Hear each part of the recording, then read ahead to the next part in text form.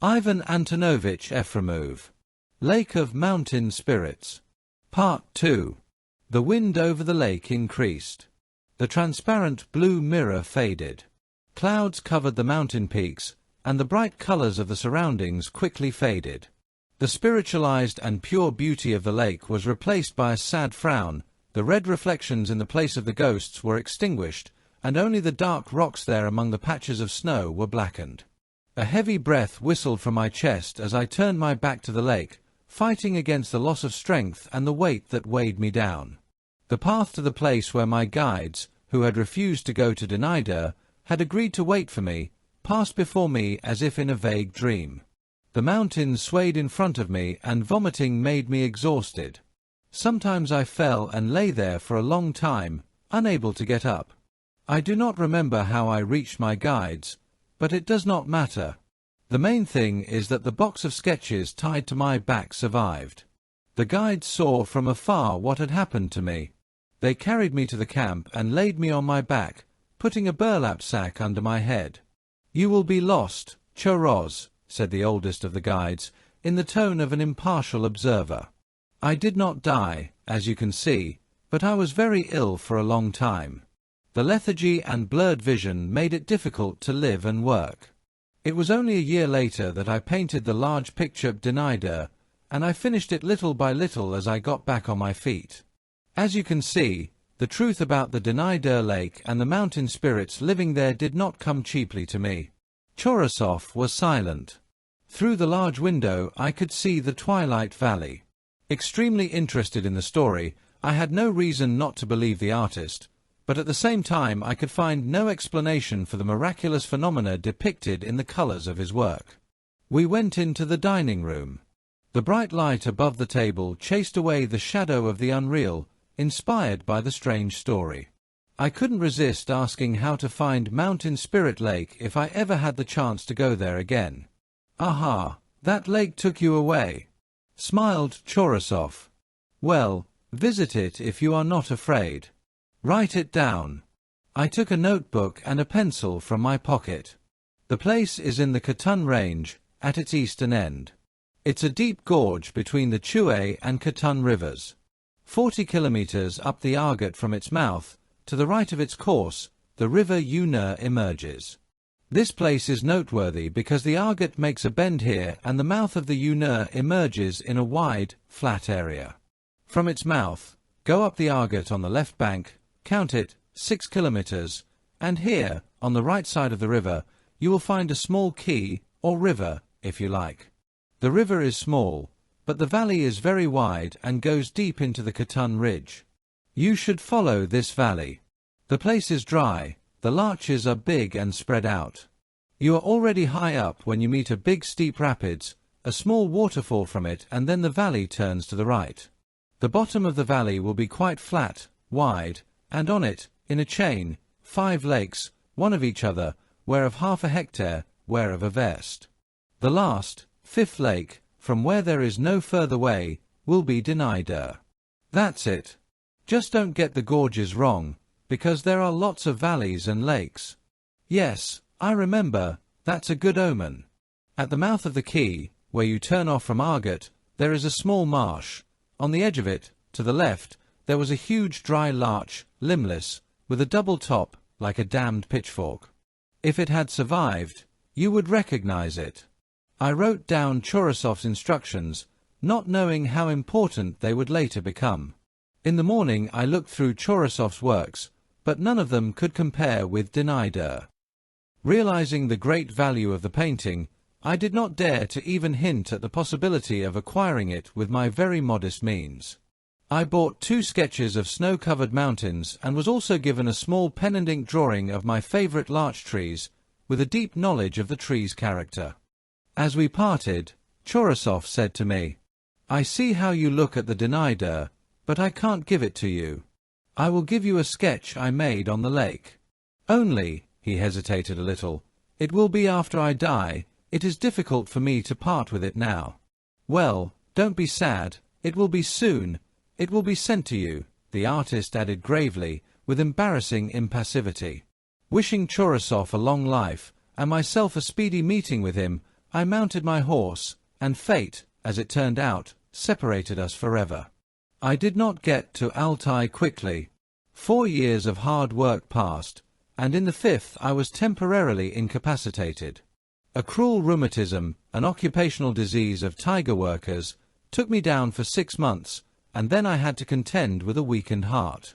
Tired of forced idleness and boredom, I fled from the southern resort to the gloomy but beautiful Leningrad. At the suggestion of the head of the department, I visited the Safidkan mercury deposit in Central Asia.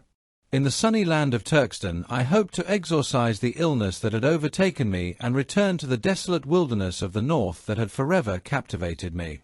In this attachment I was a lover, and with difficulty I overcame attacks of acute longing for Siberia. One warm spring evening, as I sat at home at my microscope, a parcel arrived which saddened me more than it pleased me.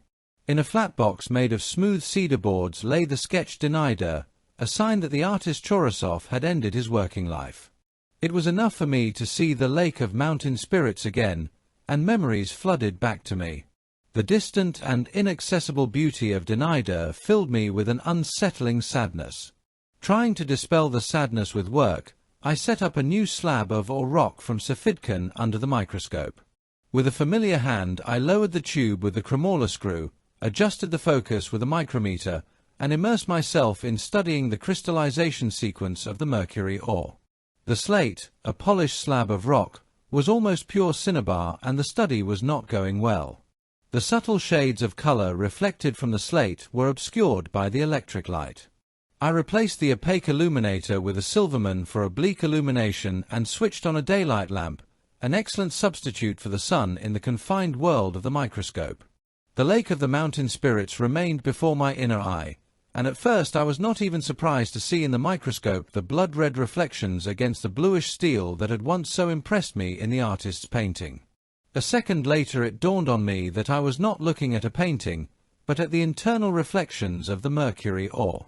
I turned the microscope table and the blood-red reflections flickered, faded, or changed to a deeper brownish-red tone, while most of the mineral surface continued to cast a cold steel. Excited by the anticipation of an as-yet unborn premonition, I directed the beam of the daylight illuminator at the sketch of Mountain Spirit Lake and saw in the rocks at the foot of the conical mountain shades of color exactly similar to what I had just seen under the microscope. I hastily grabbed the color charts, and then it turned out that the colors with formulae.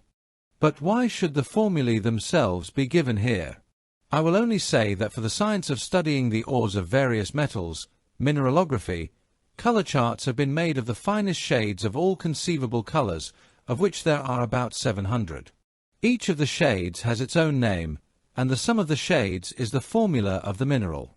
Thus it turned out that the colors of Chorosov in his painting of the dwelling place of the mountain spirits, according to these tables, correspond exactly to the shades of vermilion in different lighting conditions, angles of incidence, and all the other complex play of light, which in science is called interference of light waves. The mystery of Denider Lake suddenly became clear to me. I just wondered why a similar conjecture had not been made long ago, back there in the Altai mountains. I phoned a taxi and soon drove up to the fence, behind which shone the large windows of the chemical laboratory. My friend, a chemist and metallurgist, was still there. "Ah, the Siberian bear." He greeted me. "Why have you come here? Another urgent analysis?" "No, Dmitry Mikhailovich, I came to you for a reference." "What do you know about mercury?" "Oh, mercury is such a wonderful metal that you could write a thick book about it." "What do you want? Tell me more clearly." "Mercury boils at 370 degrees, but evaporates at how many degrees?" "Always, my dear engineer, except in extreme cold." "Volatile, then?" "Exceptionally volatile for its specific weight. Remember, at 20 degrees, a cubic meter of air saturated with mercury vapor contains 0.15 of a gram, and at 100 degrees, almost 2.5 grams. Another question, do mercury vapors glow or not, and what color do they glow in? They do not glow, but sometimes, when highly concentrated, they give off blue-green tones in passing light. And with electrical discharges in rarefied air, they glow greenish-white. I see. Thank you very much. 5 minutes later, I rang my doctor's doorbell. The kind old man himself came into the front room with a worried look on his face, recognizing my voice. What's wrong? Is your heart racing again? No, I'm fine. I'll just be a moment. Tell me, what are the main symptoms of mercury vapor poisoning? Millimeter, mercury in general, salivation, vomiting, but I'll see about fumes. Come in. No, I won't be a moment. Look quickly, my dear Pavel Nikolaevich. The old man went into the study and returned a minute later with an open book in his hands. You see, mercury vapor, drop in blood pressure, intense mental excitement, rapid, intermittent breathing, and then death from cardiac paralysis. That's brilliant. I couldn't help it. What's brilliant? Death like that. But I just laughed, boyishly delighted at the doctor's perplexity, and ran down the stairs. I now knew that my whole train of thought had been right. When I got home, I called the head of my department and told him that in the interests of our work I had to go to Altai immediately. I asked him to let Krasulin, a young postgraduate student whose physical strength and good head were very necessary for me in my still painful condition, go with me. By the middle of May it was possible to reach the lake unhindered. It was then that I left the village of Inya on the Chuisky road with Krasulin and 2 experienced tiger workers. I remembered all the late artist's instructions about the route and, most importantly, I had in my pocket an old, tattered field book with the route written down from Chorosov's words. In the evening, when my little party pitched its tent on a dry relic at the mouth of the valley, next to a fork-like dry larch, I was not without excitement that tomorrow we would find out whether my assumptions were correct, whether the path of reason through fantasy was true, or whether I had invented something even more incredible than the fabulous spirits of the Oirat artist. My excitement was transferred to Krasulin, and he sat down with me on a hill, where I was contemplating a horned larch. Vladimir Evgenovich, he began quietly, remember that you promised to tell me the purpose of our journey when we get to the mountains. I hope to discover a large deposit of mercury, perhaps even a nugget, by tomorrow at the latest. Tomorrow we'll see if I'm right or wrong. You know that mercury is usually found in its deposits in scattered form, in small concentrations.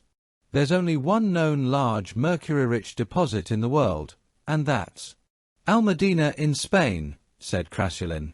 Yes, Almudena has been supplying mercury to half the world for many centuries. A tiny lake of pure mercury was once found there. Well, I expect to find something similar.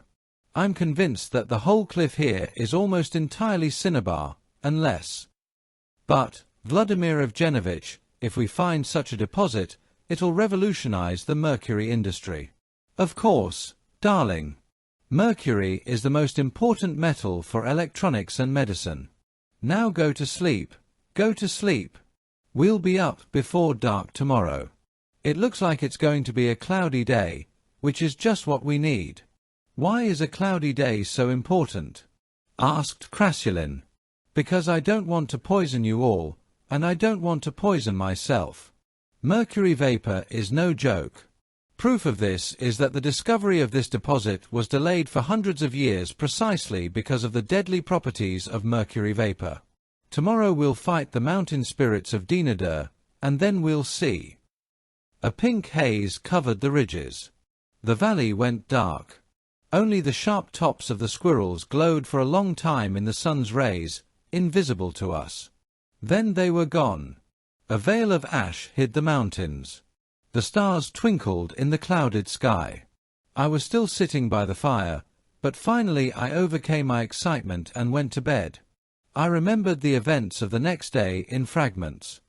The vast, perfectly flat valley floor between the third and fourth lakes is clearly etched in my memory. The center of the valley was an even green carpet of mossy swamp, without a single tree, but at the edges stood great cedars. Bare on one side, the cedars stretched their mighty branches towards Mountain Spirit Lake like grim flags on tall poles.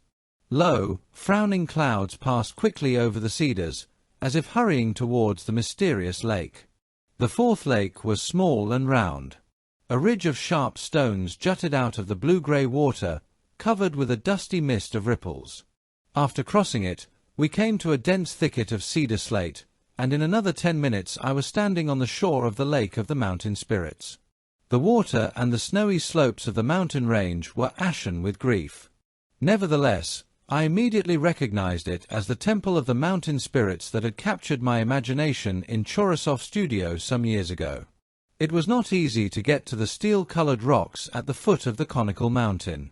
But all difficulties were immediately forgotten when the geological hammer clanked the first heavy piece of cinnabar from the rib of the cliff. Further down, the cliffs descended in steep steps to a small hollow, above which a light smoke wafted. The depression was filled with murky hot water. All around, hot springs gushed from deep crevices, shrouding the edges of the hollow in mist. I ordered Krasulin to survey the area, and I went with the workers through the fog to the foot of the mountain. "What is it over there, Comrade Chief?" asked one of the workers suddenly. I looked in the direction he had indicated. Half hidden by a rocky ridge, a lake of mercury, my imagination incarnate, glittered with a dull and ominous sheen. The surface of the lake seemed convex. With inexpressible excitement I bent over its elastic surface and, plunging my hands into the elusive and unyielding liquid, thought of several thousand tons of liquid metal, my gift to the motherland. Krasulin, who came running to my call, froze in silent admiration. But I had to temper my enthusiasm and hurry my companions to the necessary work. I could already feel a heaviness in my head and a burning sensation in my mouth, ominous signs of the onset of poisoning. I clicked right and left on the watering can. The worker filled the flasks with mercury from the lake. Krasulin and the second worker hurriedly measured the outcrops of rock and the size of the lake. Everything seemed to be ready in a flash, but we walked back slowly, sluggishly, struggling with a growing sense of oppression and fear. As we struggled around the lake on the left bank, the clouds parted and a facete diamond peak opened up before our eyes. The slanting rays of the sun broke through the gates of a distant gorge, and the whole valley of the Dina Dirge was filled with sparkling, transparent light. Turning, I saw blue-green ghosts flickering in the place we had just left. Fortunately, the bank was beginning to level out and we soon reached the horses. "Come on, boys," I called, turning my horse around. That afternoon we traveled down the valley to the second lake. At dusk the branches of the cedars stretched out towards us as if threatening to slow us down. We did not feel well during the night, but all in all we were safe. There's not much more to say. The magic lake gave and gives the Soviet Union enough mercury to meet all the needs of our diverse industry. And I will always have the grateful memory of a true artist, a fearless seeker of the soul of the mountains.